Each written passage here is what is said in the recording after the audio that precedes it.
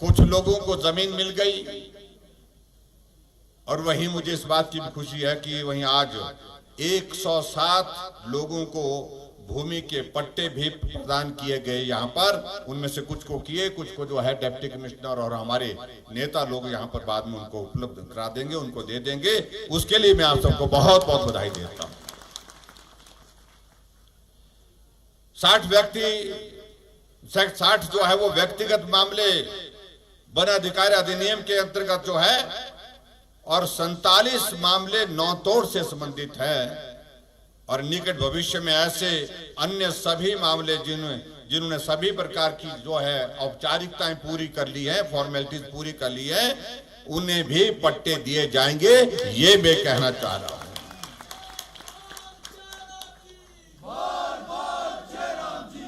हमारे विपक्ष के लोग इस बात को लेकर के हर विधानसभा में शोर डालते हैं, सिर्फ शोर डालते हैं।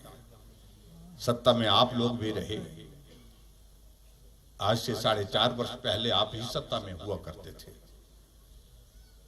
उस वक्त क्यों नहीं हुए? और आज भारतीय जनता पार्टी की सरकार है, कहा जा रहा है कि हमको पट्टे मिलने चाहिए। हमने उस बात का जिक्र कम किया, लेकिन हमने काम करके जो है उसमें अमली जामा पहनाया, हमने वो पट्टे उनके हाथ में यहां पर पकड़ा दिए। ये अंतर है जिसे हम हमारे उन मित्रों को भी समझाने की आवश्यकता है।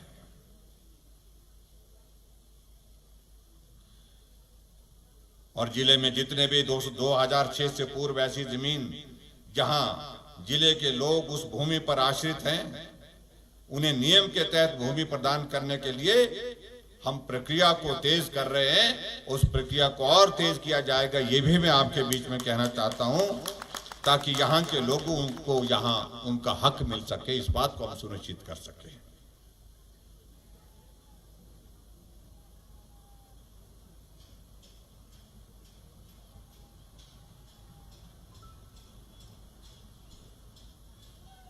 यहाँ सूरज जी कह रहे थे हमारा जनजातीय उप योजना के तहत 2018-19 से लेकर के 2022-23 के लिए जो बजट का प्रावधान है उसको आपने कई गुना ज्यादा किया है। और 2018-19 से लेकर के 2022-23 तक 3,619 करोड़ रुपए का प्रावधान किया है, हमारी जो आज तक के इतिहास में सबसे बड़ा है, सबसे ज्यादा है, ये मैं आपके बीच में कहना चाहता हूं। और जिसमें सिर्फ किन्नौर जिले के लिए 475 करोड़ रुपए का बजट प्रावधान किया, सिर्फ किन्नौर जिले के लिए 475 करोड़ रुपए का प्रावधान किया।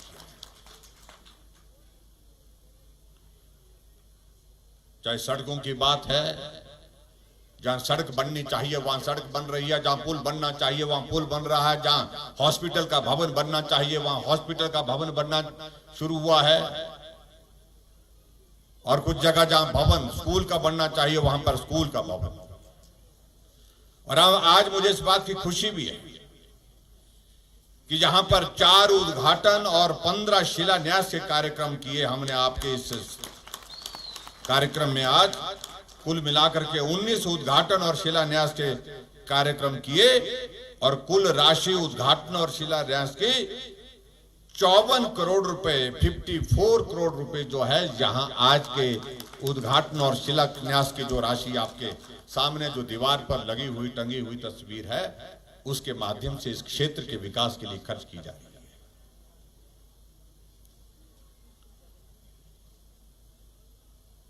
क्योंकि ट्राइबल का इलाका है, काम ज्यादा करने की आवश्यकता है, ज्यादा मेहनत करने की आवश्यकता है। मेक एक स्कीम का अगर मैं जिक्र करूं तो बहुत लंबा वक्त लगेगा उसमें, उन सारी चीजों को मैं छोड़ देता हूं।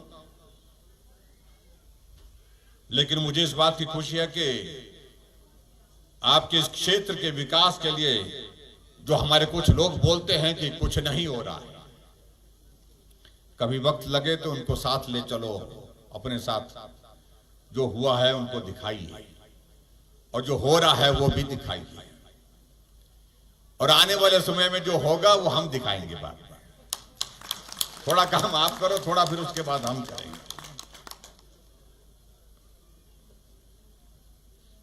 4.5 वर्ष के कार्यकाल में इस एक विधानसभा किन्नौर विधानसभा क्षेत्र में हमने जो है लगभग 350 करोड़ रुपए की योजनाएं स्वीकृत की है। 350 करोड़ रुपए की।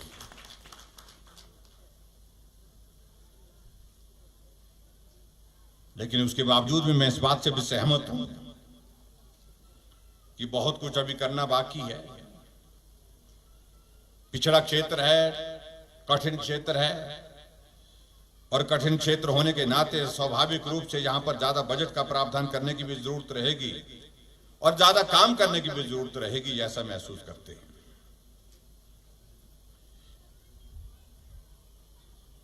मैं पहाड़ का रहने वाला हूं और पहाड़ की समस्याओं को बहुत करीबी से समझता हूं, जानता हूं। बाकी जो नेता हिमाचल प्रदेश में जो हमारे विरोध में हैं, विपक्ष में हैं, जो आप लोगों को कहते हैं कि हम आपके हैं, आपके साथ हमारा रिश्ता है, उस रिश्ते में भावनाओं में आप लोगों को बहका करके जो है आप सबसे सहयोग तो मांगते हैं, लेकिन आपके सहयोग करने की बारी आती है तो सहयोग होता नहीं है, काम होता नहीं है।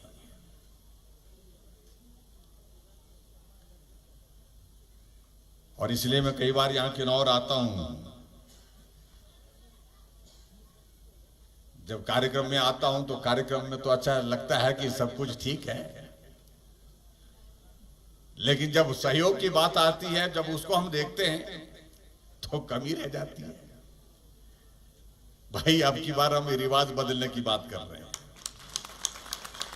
आप भी बदलिए रिवाज को। आप अच्छे लोग हैं, सच्चे लोग हैं। मैं पहाड़ी हूं, ठेठ पहाड़ी हूं। मैं उन लोगों की तरह पहाड़ी या उस तरह से दिखाने की कोशिश नहीं करता। उन लोगों ने तो ये पहाड़ देखे हैं, पहाड़ों की तारीफ करने में बहुत आनंद आता है। कितना सुंदर लग रहा है सामने का पहाड़, ऊपर पर बर्फ, चोटी पर बर्फ गिरी हुई, देखने में तो सुंदर लगता है। लेकिन क्या कभी जिंदगी में उन पहाड़ों को चढ़ा है?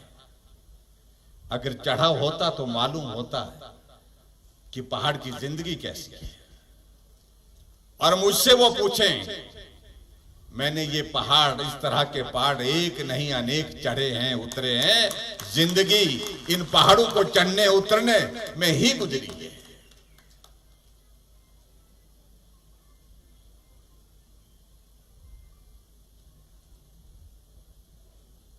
इसलिए मैंने वो पहाड़ के लोगों को, जो हमारे खासतौर से जो ट्राइबल, जो पहाड़ में रहने वाले लोगों की समस्याओं को, उनके दिल की बात को समझता हूं, दिल की पीड़ा को समझता हूं।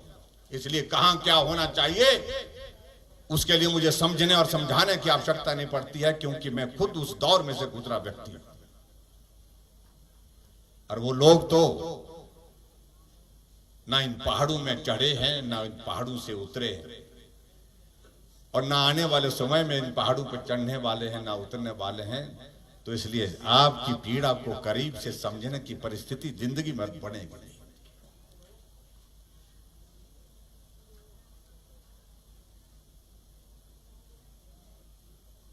कई बार विचित्र लगता है, हम आप लोग खबरें देखते होंगे, कुछ लोग बोलते हैं कि मुख्यमंत्री हेलीकॉप्टर में, अपने आप जैसे वो घोड़े पर जाते थे।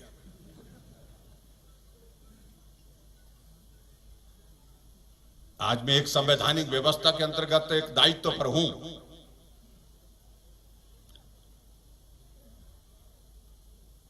अगर मैं प्रदेश के विकास को गति देने के लिए कहीं जाता हूं, उसमें सरकारी व्यवस्था के अनुरूप जाता हूं। हमारा एक नेता है कांग्रेस पार्टी का, उसको लगता कि उसके टब्बर का, उसके परिवार का हेलीकॉप्टर लेकर के जा रहा हूं मैं। रोज हमला बोलता रहता है।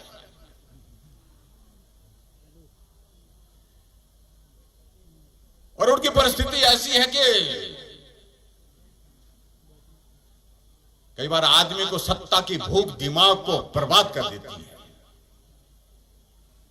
वो मंजर आप देख सकते हैं उन लोगों का।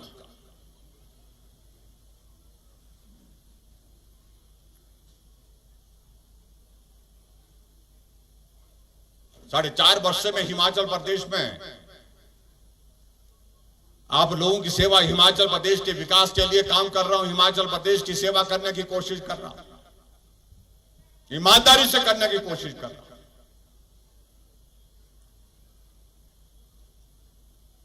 लेकिन कुछ लोग इस प्रकार की बातें कहने की कोशिश करते हैं जिनका जवाब वक्त पर दिया जाएगा।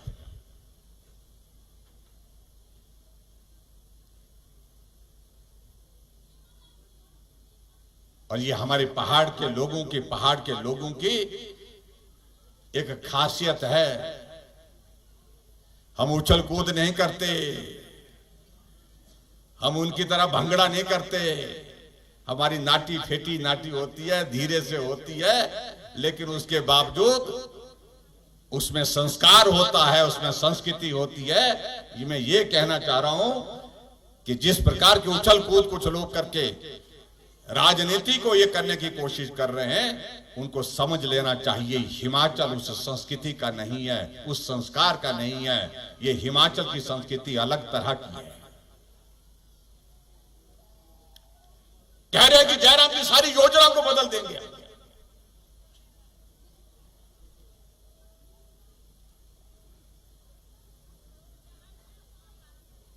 हमारी योजना को बदल दिया। हमने बुजुर्गों के लिए पेंशन का प्रावधान किया और अब के बजट में तो हमने 60 साल के ऊपर सभी बुजुर्गों के लिए पेंशन का प्रावधान किया। और जो पार्टी 40 साल तक सत्ता में रही, वो 4 लाख लोगों को पेंशन देती, तो मैं 7 लाख लोगों को आज पेंशन दे रहा हूं।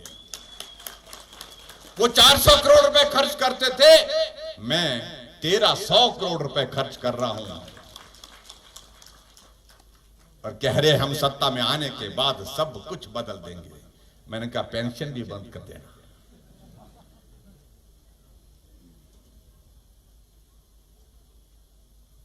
इसलिए आप सोच लीजिए ऐसे लोगों के बारे में क्या सोचना, क्या करना है, जो आज कह रहे हैं, जो सत्ता से बाहर हैं।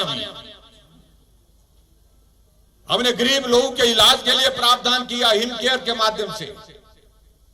आज गरीब आदमी अगर बीमार होता है, अगर घर में उसके पैसे नहीं है, तो अपने जेब में वो हिम केयर का कार्ड, आयुष्मान भारत का कार्ड लेकर के जो है जाता है, हॉस्पिटल में एडमिट होता है, इलाज कराता है, स्वस्थ होकर के घर आता है। और कांग्रेस के नेता कह रहे हैं कि हम जयराम की इस स्कीम को भी बंद कर देंगे। 40 साल सत्ता में रहे, गरीब आदमी अपनी पीड़ा में कहराता रहा, चीखता रहा, चिल्लाता रहा। इलाज करने के लिए उसके पास पैसे नहीं होते थे और चीख पुकार के बीच में इस दुनिया को छोड़ करके चला जाता था, क्योंकि वो इलाज का खर्चा वहन नहीं कर सकता था। हमने कहा ये खर्चा हम वहन करेंगे। हमने हिम केयर की शुरुआत की और वो कह रहे हैं कि हम इसको बंद करेंगे।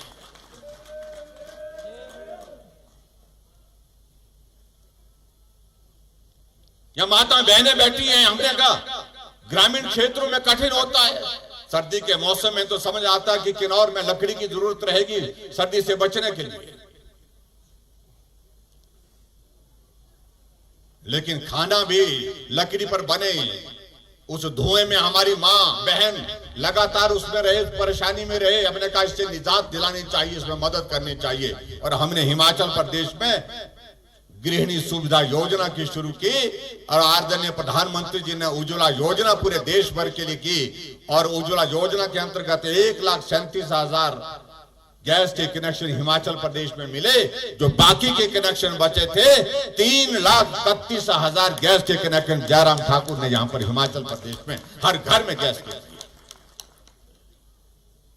और वो कह रहे हैं कि हम सरकार बनाएंगे तो रद्द करेंगे गैस का सिलेंडर, गैस का वो जो चूल्हा दिया हुआ है, उसको भी रसोई से लेकर के चले जाएंगे। आप कल्पना करिए, सोच देखिए, सोच देखिए।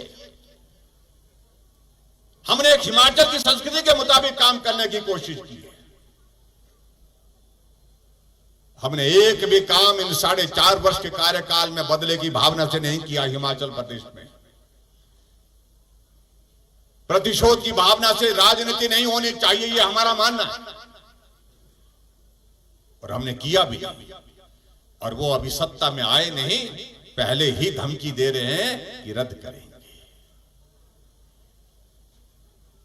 हमने उस गरीब आदमी जो बिस्तर पर पड़ा है, लाचार है, बेबस है, काम नहीं कर सकता है, अपना काम भी खुद नहीं कर सकता है, उसको सारा योजना के अंतर्गत 3,000 रुपए हम उसके खाते में डाल रहे हैं। और हिमाचल प्रदेश में 20,000 लोग रजिस्टर हो गए उसके अंतर्गत, जिनको हम 3-3 हजार रुपए उनके खाते में मदद करके डाल रहे हैं। और कांग्रेस वाले बोल रहे हैं हम आएंगे तो बंद कर देंगे। वाह वाह, धन्य हो।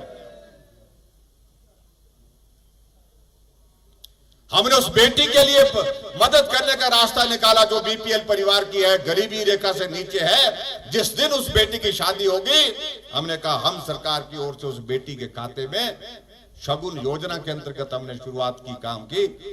31,000 रुपए शगुन हम सरकार की ओर से देंगे। और वो कह रहे हैं कि हम सत्ता में आएंगे तो शगुन भी बंद कर देंगे। इससे बड़ा दुर्भाग्य सोच का हो नहीं सकता है। हर काम को बंद करेंगे,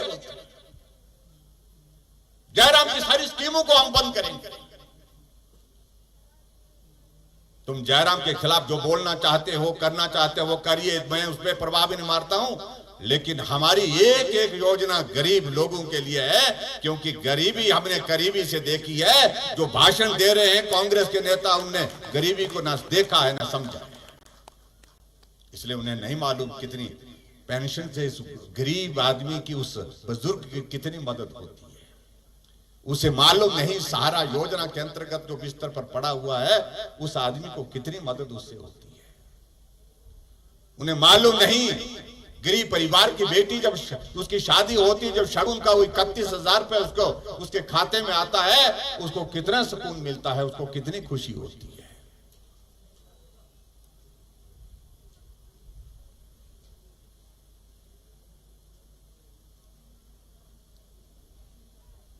इसलिए बहुत सारी बातों का जिक्र करेंगे, वक्त लगेगा उस सारी बात में। लेकिन मैं ये जरूर कहना चाह रहा हूं कि भाई अब की बार सरकार बनी, 4.5 वर्ष का कार्यकाल पूरा हुआ, लेकिन किन्नौर की कमी हमको महसूस हुई। किन्नौर का साथी चाहिए, विधानसभा के अंदर चाहिए, लेकिन आप उसमें चूक कर जाते हैं। जब सभा में आता हूं, मुझे लगता है मैंने पिछली बार भी लोकसभा के चुनाव में भी कहा नहीं किन्नौर में हम ठीक है, लेकिन जब वोट की गिनती होती है तो ठीक नहीं है, तो मालूम पड़ता है। भाई इस सारी चीज को बदलने की जरूरत है। मतदान करने का अधिकार आपका है, उसमें मुझे कुछ नहीं कहना है। देश की जरूरत है आज नरेंद्र भाई मोदी जी को और मजबूत करने की। देश की जरूरत है और प्रदेश की जरूरत है कि डबल इंजन की सरकार चले। दिल्ली में मोदी जी और हिमाचल प्रदेश में भाजपा की सरकार होना जरूरी है। और आदरणीय प्रधानमंत्री जी, आपने देखा कि हिमाचल के साथ कितना भावुक रिश्ता उनका है। ये प्रधानमंत्री पहले प्रधानमंत्री हैं जो इतनी बार हिमाचल प्रदेश में आए।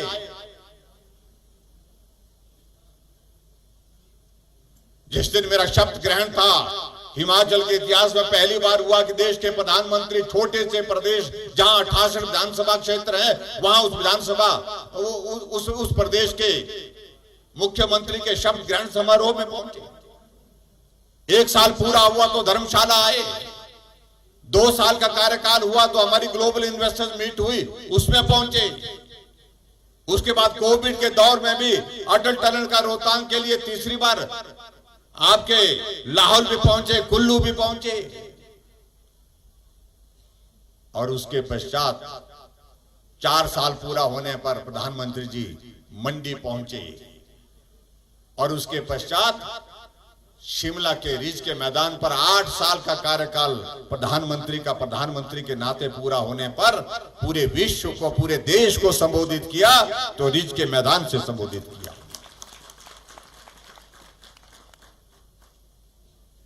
दिल्ली से कर सकते थे, उत्तर प्रदेश कर सकते थे, कहीं भी जा सकते थे, लेकिन उन्होंने कहा नहीं, हिमाचल आएंगे।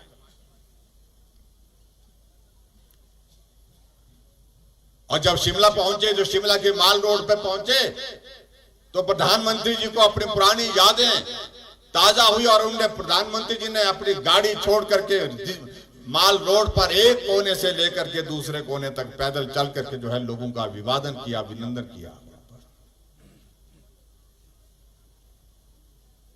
और कुछ दिनों के बाद धर्मशाला में चीफ सेक्रेटरी कॉन्फ्रेंस में 2 दिन के लिए आए। कांग्रेस के लोग पफला के पागल हो गए, हालात ऐसे बन गए। शिमला आए प्रधानमंत्री जी, तो पूछने लगे वो शिमला आ रही? मैंने कहा हाँ रही। कि जनसभा भी रखी? मैंने कहा हाँ जनसभा भी रखी है। मैंने कहा जनसभा नहीं रखी है, जनसभा के साथ साथ में पूरे देश के मुख्यमंत्री सारे के सारे वर्चुअल माध्यम से लाइन पे ऑनलाइन जुड़े हुए थे और 700 देश के जिले भी जुड़े हुए थे, जिनको प्रधानमंत्री जी ने सीधे रिज के मैदान से संबोधित किया। 17 लाख से ज्यादा लोगों को एक साथ संबोधित किया। फिर अखबार में खबर लगी कि धर्मशाला में 16-17 तारीख को फिर से प्रधानमंत्री जी आ रहे हैं। तो कांग्रेस से पूछने लगे फिर आ रहे हैं? मैंने कहा जी हाँ जी फिर आ रहे हैं। वो 2 दिन के लिए आ रहे हैं। मैंने कहा हाँ जी 2 दिन के लिए आ रहे हैं। तो रात को रुकेंगे भी यही? मैंने कहा हाँ रुकेंगे भी। मैं क्या परेशानी है कोई? क्या परेशान हो गए? ये प्रधानमंत्री जी आ रहे हैं, बार बार आ रहे हैं। फिर इनके नेता बोलते हैं प्रधानमंत्री जी आए, कुछ नहीं दिया, कुछ नहीं मांगा। मांगने की जरूरत तब होती जब प्रधानमंत्री जी ने कुछ दिया नहीं होता। 10,000 करोड़ रुपए से ज्यादा हिमाचल के विकास के लिए प्रोजेक्ट प्रधानमंत्री जी ने दिए। जो अटल टनल रोहतांग जो है 2024 में बनकर के तैयार होनी थी, 2020 में उसका 3 अक्टूबर 2020 को उसको बना करके उद्घाटन कर दिया। हिमाचल के लिए स्पेशल स्टेट का प्रावधान किया। आज जितनी भी हमारे सेंट्रल स्पॉन्सर स्कीम्स हैं उनके अंतर्गत हिमाचल 10 रुपए देता है और 90 रुपए जो है यानी कि 90% जो है केंद्र देता है। कांग्रेस को पूछो जरा, तुम्हारी सरकार थी, तुम्हारी सरकार में क्या होता था?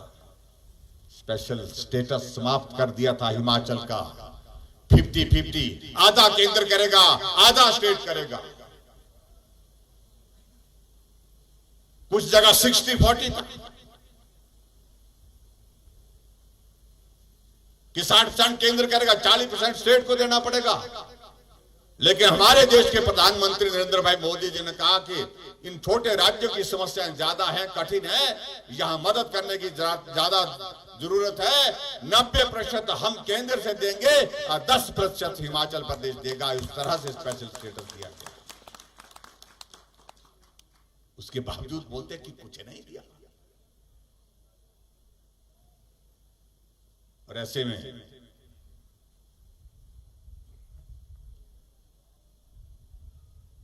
जहां पूरे देश भर में आप देखिए क्या परिस्थिति बनी है। अभी ज्यादा शोर डाल रहे थे, 3-5 राज्यों में चुनाव था, हमारी सरकार आ रही है, हम आ रहे हैं बोलते। मैंने कहा कैसे आ रहे तुम, कहां आ रहे तुम? बोलते पंजाब में चन्नी साहब आ रहे हैं, उत्तराखंड में हमारी सरकार बन रही है, गोवा में हमारी बन रही है, मणिपुर में हमारी बन रही है। मैंने कहा उत्तर प्रदेश में किसकी बन रही है?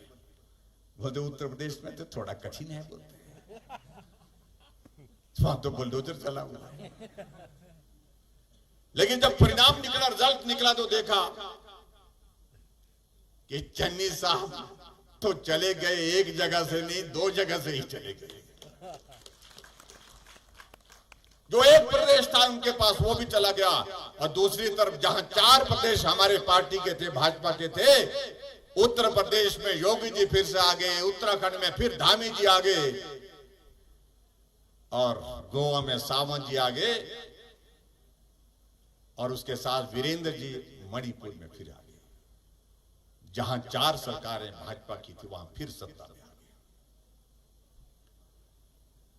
और इसलिए बार बार कहते थे ना, वो शोर डाल रहे थे हम आ रहे हैं। एक आदमी इनका जो आजकल एक नेता जो इनका जिनको दौरा पड़ा हुआ है। मुझे कहता कि 4 साल से बोलते हो ओकओवर में है।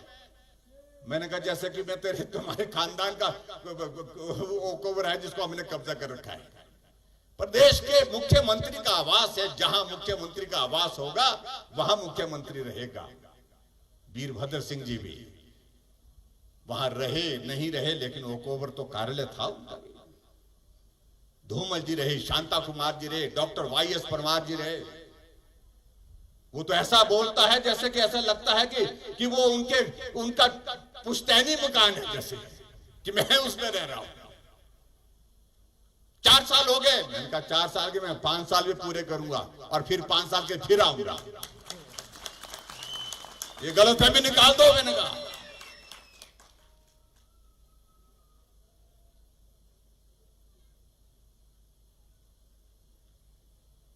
और मैं वही कह रहा हूं, सत्ता की भूख जब दिमाग पर चले जाए तो दिमाग बर्बाद होकर रह जाता है। वो परिस्थिति उनकी हो गई।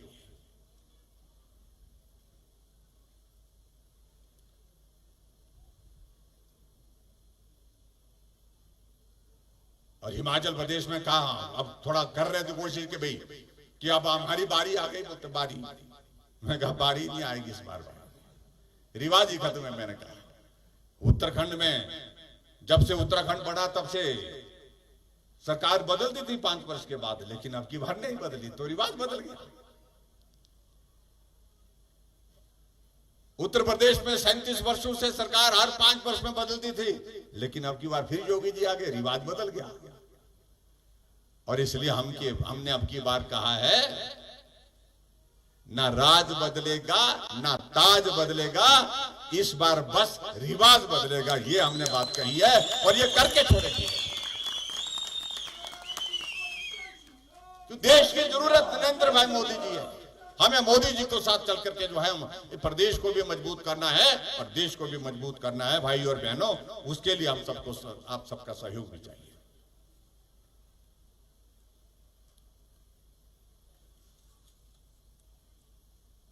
हम बहुत लंबा बोल गए और किन्नौर के लोग अच्छे हैं, सुनते सब है, पूरा सुनते हैं, तसल्ली से सुनते हैं, अच्छे लोग हैं। लेकिन आप और भी अच्छे हो सकते हैं, अच्छे हो सकते हैं, इससे और अच्छे हो सकते हैं। सुनने के बाद फिर अमल भी करना हमारी बात पर थोड़ा सा, तब और भी अच्छे हो जाएंगे आप।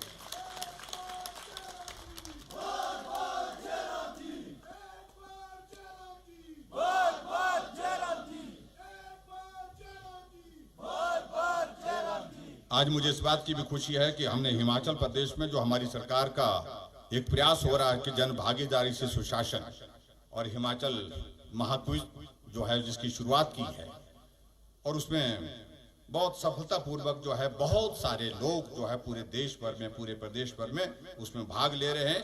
और प्रदेश सरकार की उन योजनाओं के बारे में जानकारी लोगों तक पहुंचाने के लिए ये एक बहुत बेहतरीन हमने एक प्रयास किया है, जिसके लिए अभी जो हमारा जो चौथा राउंड जिसकी आज शुरुआत की गई, जिसमें हमने टूरिज्म का थीम लिया है, वो आज शुरू हुआ है। पहला राउंड जो था महिला सशक्तिकरण का था, दूसरा राउंड हमारा कृषि व बागवानी का था, तीसरा राउंड हमारा उद्योग व निवेश का था, और चौथा राउंड जो है पर्यटन पर आधारित है। और मुझे पूरा भरोसा है कि इसमें भी बड़ी संख्या में लोग पार्टिसिपेट करके इसको भी इसमें ये करेंगे। 40,000 से ज्यादा लोगों ने इसमें पार्टिसिपेट कर लिया अभी तक, और हमारे लिए खुशी की बात है कि बहुत लोग इसको जो है बहुत बेहतर ढंग से सारी चीजों को समझ रहे हैं और लोगों को भी समझाने की कोशिश कर रहे हैं। इसके माध्यम से जानकारियां हमारी योजनाओं की लोगों तक पहुंच रही है। हमने भाई और बहनों 2-3 चीजों का जिक्र जरूर किया है, बाकी चीजें तो हमने आपके बीच में पहली बार भी बोली, आज भी बोल रहे। अभी जब हिमाचल दिवस था उस दिन हमने एक बात कही। एक तो हमने ये कहा कि जो हमारे ग्रामीण क्षेत्रों में जो खासतौर से लोग रहते हैं, उन लोगों के लिए जो पानी का हमने कनेक्शन दिया है, नल दिया है। मैंने अधिकारियों के साथ जब बातचीत की, उन्होंने कहा कि, मैंने कहा कितना पैसा आता है पानी के बिल का, तो बोलते 30 करोड़ आता है कुल। 72 लाख की आबादी और 30-31 करोड़ रुपए आता है। तो मैंने कहा ये क्यों कम, इतना कम क्यों आता है? बोलते बहुत सारे लोग देते नहीं बोलते। तो मैंने कहा सबसे लेने का प्रावधान करो। बोलते जी अब करेंगे तो बोलते बहुत नाराज हो जाएंगे लोग, बोलते हैं। तो मैंने कहा एक चीज करो, या तो सबसे लो या तो फिर किसी से ना लो। और हमने तय किया कि हिमाचल प्रदेश में गांव में रहने वाले जो जितने भी हमारे गांव के लोग हैं, ये पानी हमारे पहाड़ों में बसता है। हम जहां से पानी हरियाणा को देते हैं, पंजाब को देते हैं, राजस्थान को देते हैं, दिल्ली को देते हैं। और ऐसी परिस्थिति में हमारी कोशिश है, हमने कहा कि हिमाचल प्रदेश में जितने भी ग्रामीण क्षेत्रों में पानी के कनेक्शन लगे हैं, घर के अंदर नल लगे हैं, हम उसका कोई किराया नहीं लेंगे। जुलाई के महीने के बाद कोई किराया नहीं लेंगे।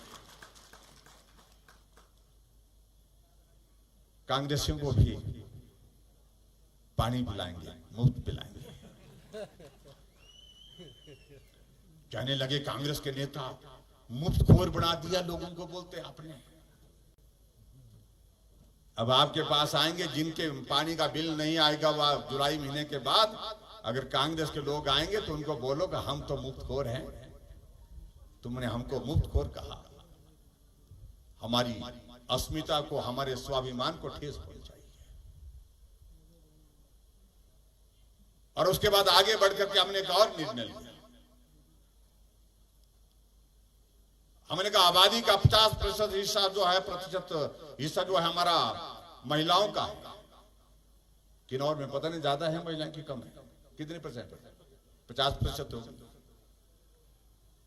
और महिला सशक्तिकरण की दृष्टि से हमने अनेक योजनाएं शुरू की। हमने ये भी तय किया कि अब माताएं बहनें घर के काम तक सीमित नहीं है, वो बहुत सारे काम से बाजार जाती हैं, दफ्तर जाती हैं, अपना कारोबार करती हैं। ऐसे में अगर महिलाओं की संख्या का कुल आबादी का 50% है तो हमने तय किया तो उनसे बसों का किराया भी आधा लेंगे, 50% लेंगे। रिकांगपिओ से शिमला का किराया कितना लगता है? कितना लगता है बस का किराया? 600 रुपए। 600 रुपए। अब सूरत जाएगा तो 600 रुपए, लाड़ी जाएगी तो 300 रुपए। लाड़ी समझते ना, पत्नी जाएगी तो, घरवाली जाएगी तो 300 रुपए। तो सब तारीफ जाओ जरा। पुरुषों को भी बजानी चाहिए। मैं हर जगह हर सभा में कहता हूं, कई बार हमसे पुरुष बड़े नाराज हुआ, बोलता है आपने इनको दे दिया, हमने क्या बिगाड़ा था, बोलते। मैंने कहा बिगाड़ा तो कुछ नहीं भाई साहब। मैं कहा आप बारीकी से सोचिए, आपको भी इसमें लाभ, हमको क्या लाभ है? बोलते किराया तो उनको आता किया, हमको तो कुछ किया नहीं। मैंने कहा बटुआ तो तुम्हारा ही खुलेगा, जब बटुआ तुम्हारा खुलेगा तो तुमको लाभ हुआ कि नहीं? वो हाँ वो तो हुआ, तो आपको भी लाभ हुआ, इसलिए आप भी तालीम जाओ भाई। पुरुष लोग तालीम नहीं बजा रहे। और कांग्रेस कह रहे हैं कि महिलाओं को मुफ्त की आदत डाल दी।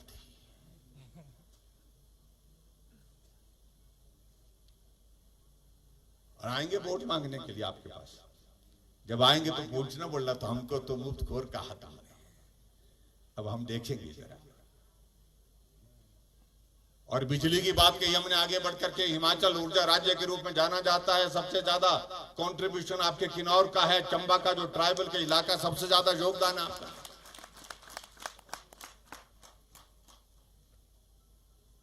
लेकिन उसके बदले में हमको प्राप्त क्या हुआ? बिजली के प्रोजेक्ट लगे, बिजली चले गई। पंजाब को, दिल्ली को, हरियाणा को, राजस्थान को नेशनल ग्रिड में चले गई। हमने कहा प्रदेश के लोगों को भी अगर ऊर्जा राज्य है तो उनको लाभ मिलना चाहिए। और हमने ये तय किया कि अगर ऊर्जा राज्य के रूप में हिमाचल प्रदेश की एक पहचान है तो हम हिमाचल प्रदेश में 125 यूनिट तक कोई किराया नहीं लेंगे। और अगले महीने जुलाई महीने से शुरू हो जाएगा आपका 125 यूनिट का और उसमें आपको कितना बिल आएगा? 0 बिल आएगा। अभी 60 यूनिट पर कितना आ रहा है? 60 यूनिट वाला 0 आया किसी को बिल? 0 बिल। कितने लोगों को आया बताओ बोला मेरे को। कितने लोग? और अगली बार जुलाई महीने के बाद अगर मैं यहां से पूछूंगा कि किसको कितना बिल आया, तो आपके सबके हाथ खड़े होंगे, सब बोलेंगे 0 बिल आया। क्योंकि 125 यूनिट से कम ही खर्च करते हैं। लेकिन एक बात मैं जरूर कहना चाहता हूं, इसका मतलब ये नहीं कि सब कुछ फिर ऑन कर दो। 60 आपके सब मतलब पूरे अगर 10 बल्ब लगे हैं घर में तो 10 के 10 लट्टू जला के रखे, रात दिन जला के, बिल तो आएगा नहीं। वो गलत होगा। पानी का नल अगर हमने फ्री कर दिया तो इसका मतलब ये नहीं कि नल का बंद ही नहीं करना, बिल तो आएगा नहीं कि तो जाने दो उसको बोलते हैं। तो वो तो पाप होगा अगर ऐसा करेंगे तो इसलिए मेरा आप सबसे यही निवेदन है। और हमने जब कहा बिजली हम 125 यूनिट हम फ्री ऑफ कॉस्ट देंगे, 0 बिल के साथ देंगे, तो कांग्रेस वाले परेशान होंगे। 12 लाख से ज्यादा परिवार उसमें शामिल होंगे, 12 लाख से ज्यादा आप सबके सब उसमें शामिल हो जाएंगे और आपको जुलाई महीने के बाद बिल जो है 0 आएगा, ये मैं दावे के साथ कह सकता हूं। हाँ, किसी ने कोई फैक्ट्री लगा के रखी है घर में, कोई ये रखा वो करके कोई यूनिट लगा रखा है, कोई आटे पीसने की चक्की लगा दिया, उसका बिल ज्यादा आ सकता है। जिसने घर में कोई ऊन पिंजाई की मशीन लगा के रखी है उसका बिल आ सकता है, मशीन का बिल आ सकता है। लेकिन घर में बाकी चीजों का बिल 125 यूनिट से कम आएगा तो 0 बिल आएगा। अब ये सारी चीजें हम कह रहे हैं, आप बड़े आराम से सुन रहे हैं, हम तो ये सब कुछ कर रहे हैं। एक काम आपके जिम्मे रखा कि आपको राहत, गरीब को राहत, और पीछे जो लोग रह गए हैं, पिछड़े क्षेत्र में रह गए हैं, उनको राहत देने की कोशिश कर रहे हैं। और एक काम आप लोगों ने करना है, वो ये करना है कि किन्नौर से भाजपा का विधायक आप लोगों ने देना। इतना ही मेरा निवेदन आप सबसे। यहां सूरज जी कुछ मांगे कह रहे थे, तेजवंत जी बैठे बैठे समर्थन कर रहे थे, तो दोनों एक दूसरे के वकील बनकर के कर रहे थे कि नहीं ये होना चाहिए। कुछ बातों को उसमें मैं सोचता हूं कि बहुत सारी चीजें कर दी, लेकिन 2-3 चीजों का जिक्र यहां पर किया, उसमें हम करेंगे, कोशिश करेंगे उसको पूरा करने की। एक तो पांगी में ये कहा गया है कि वहां पर जनसंख्या लगभग 3000, हालांकि पीएससी खोलने का हमारा क्राइटेरिया बहुत ज्यादा बड़ा होता है पॉपुलेशन का, 10,000 से ज्यादा की पॉपुलेशन मिनिमम चाहिए। लेकिन कह रहे हैं कि दूरी 8 किलोमीटर के करीब है, वहां पर पीएससी खोलने की बात कही गई है। तो मैं पांगी में एक पीएससी खोलने की वहां पर घोषणा करता हूं, और ताकि वहां के लोगों को स्वास्थ्य की बेहतरीन सुविधाएं मिल सके, इस बात को हम सुनिश्चित करेंगे। और दूसरी बात, एक बात कही गई कि हाँ, जिसमें सभी लोगों का समर्थन है कि रिकांगपिओ में हमारे पास जो है वो रेस्ट हाउस तो है, लेकिन सर्किट हाउस बनाना है, उसको बड़ा बनाना है। तो मैं आपके लिए ये कहना चाहूंगा, और मैंने डिप्टी कमिश्नर महोदय से भी बात की है, ट्राइबल सब प्लान का भी पैसा इसमें हम लगा सकते हैं और पैसे की भी प्रावधान करेंगे। लेकिन खासतौर से यहाँ पर लोगों का आना जाना भी होता है, लोगों का आना जाना होने के साथ साथ में पर्यटन की दृष्टि से बहुत बड़ी संभावना है। टूरिस्ट आए तो रुकने की जगह चाहिए, ठहरने की अच्छी सुविधा चाहिए। उस दृष्टि से रिकांगपिओ में एक बढ़िया सर्किट हाउस भी हम बना करके देंगे, ये भी मैं आपके बीच में कहना चाह रहा हूं, उसको भी हम पूरा करेंगे। कुछ बातें यहाँ कही गई, जो कानन मंदिर है वहां पर जो टूरिज्म के अंतर्गत जो है कुछ पैसा चाहिए, हम इस सारी चीज को लेकर के इसका एस्टिमेशन और सारा इसका प्राकलन आप बना करके तैयार करें, आप दें। और उसके बाद हम जो किया जा सकता है, अगर जमीन वहां पर देवता के नाम पर होगी तो उस बात को लेकर के विचार करने की दृष्टि से हमारे पास एक गुंजाइश होगी, उस पर भी विचार करेंगे। ये भी मैं आपको जरूर कहना चाहता हूं, लेकिन इसके औपचारिकताओं का दौर पूरा करना पड़ेगा, आपको फॉर्मेलिटीज इसकी पूरी करनी पड़ेगी, उनको पूरा करिए। और एक और बात यहां पर कही, एक सीनियर सेकेंडरी स्कूल हमारा भावानगर है और वो जो है प्रोजेक्ट के पास है और इलेक्ट्रिसिटी बोर्ड के पास है।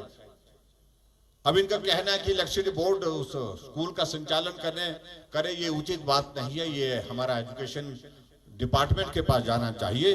तो आपका ये सुझाव अच्छा सुझाव है, क्योंकि इलेक्ट्रिसिटी बोर्ड के पास इसका संचालन करने का इंतजाम उस तरह से बेहतर करने में कठिनाई है, तो इसको हम एजुकेशन डिपार्टमेंट को बदल देंगे, ताकि वहां लोगों को, बच्चों को पढ़ने की सुविधा के साथ साथ में वहां इंफ्रास्ट्रक्चर भी उस तरह से हम उपलब्ध कराने की स्थिति में हो पाए, स्टाफिंग भी उस तरह से कर पाए, इस बात को भी हम सुनिश्चित करेंगे।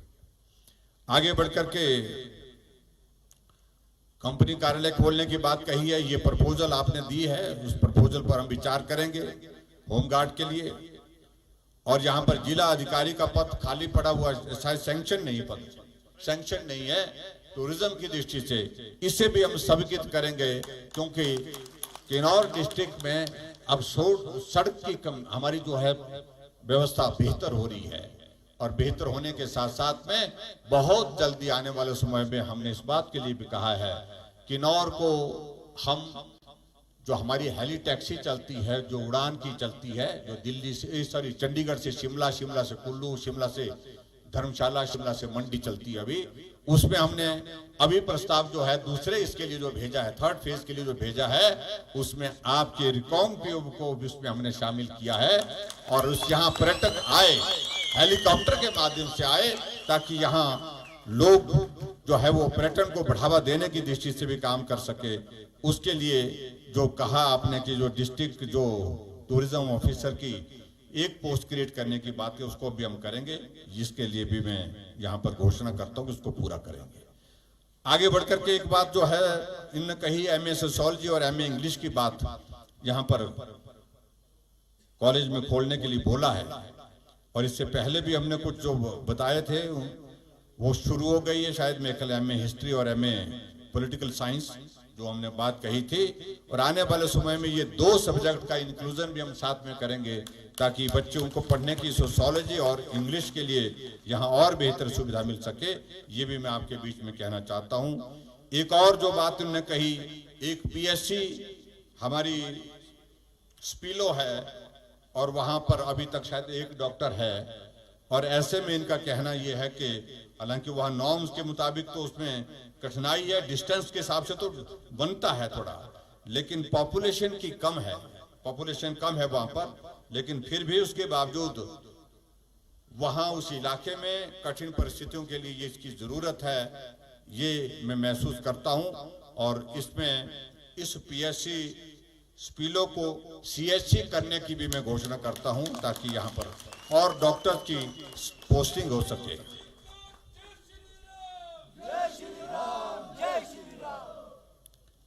आप सबको भी जय श्री राम भाई। अब एक और मांग उन्होंने कही है कि जो हमारी भाभा वैली के नाम से प्रसिद्ध क्षेत्र है, उसमें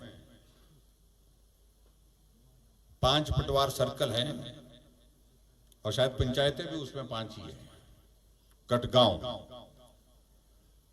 लेकिन भौगोलिक दृष्टि से वो दूर है, कठिन है। पॉपुलेशन के हिसाब से नॉर्म्स हमारे उसको पूरा नहीं करते हैं हालांकि, लेकिन 5 पटवार सर्कल के लिए जो ट्राइबल इलाके की परिस्थितियों को देखते हुए वहां पर इन्होंने कहा कि सब तहसील वहां पर खुलनी चाहिए, ताकि लोगों को रेवेन्यू से संबंधित अपने कामकाज को करने की सुविधा वहीं पर हो सके। तो मैं आप सबकी इस मांग को भी ध्यान में रखते हुए कटगांव का जो हमारा एरिया है उसके लिए एक सब तहसील खोलने की भी घोषणा करता हूं। और मुझे लगता है जो आप लोगों ने बोला था हमने वो 100% किया है, और आप भी अब जो है जब हम जो बोलेंगे, जो निवेदन करेंगे 100% करेंगे कि नहीं करेंगे? पक्का करेंगे? तो हाथ खड़े होकर तो भारत माता की, भारत माता की, भारत माता की। आप सबका बहुत बहुत धन्यवाद। और ये 3 दिवसीय शिल्प मेला के लिए मैं आप सबको बहुत बधाई देता हूं। और शिल्प मेले के माध्यम से हमारे ट्राइबल इलाके का जो हमारा प्रोडक्ट जो है वो दूर दराज इलाकों में दूर हमारे दूसरे इलाके में भी पहुंचे, इंटरनेशनल लेवल पर, नेशनल लेवल